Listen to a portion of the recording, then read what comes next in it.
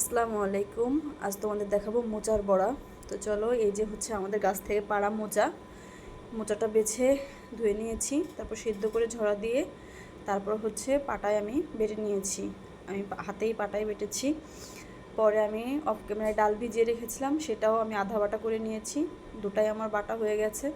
এখন এখানে পেঁয়াজ কুচি, মরিচ কুচি, ধনেপাতা যা যা লাগে আর কি সবই দিয়ে নিয়েছি। একটু রসুন বাটাও দিয়েছি, ধনেপাতা কুচি আমি সবই এখানে দিয়েছি। হলুদ গুঁড়ো, লবণ গুঁড়ো সব কিছু দিয়ে আমি সুন্দর করে মাখিয়ে নিয়েছি। মানে পেঁয়াজু বানাতে যা যা লাগে সবগুলো দিয়েছি। শুধু আমি মোচাটা সুন্দর করে বেটে নিয়েছি। এখন এটা সুন্দর করে মাখিয়ে রেখেছি। এই যে আমার মাখানো শেষ, এভাবে রেখেছি। ডালটা আমি বেশি মিহি করি নেই। তারপরে একটা প্যান বসিয়ে চুলায় তেলটা ভালো করে গরম করে পরে আমি দিয়ে দিচ্ছি সুন্দর একটা শেপের করে। বেশি মোটাও না, একদম পাতলাও না, সুন্দর করে দিয়ে দিয়েছি। তারপরে আমি একটু লো ফ্লেমে জালটা দিয়ে এপিট ওপিট করে সুন্দর করে ভেজে নিয়েছি, লাল লাল করে ভেজেছি।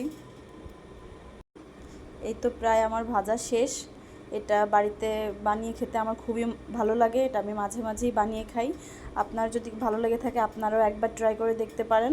আর যদি এই ভিডিওটা ভালো লাগে, লাইক, কমেন্ট, সাবস্ক্রাইব।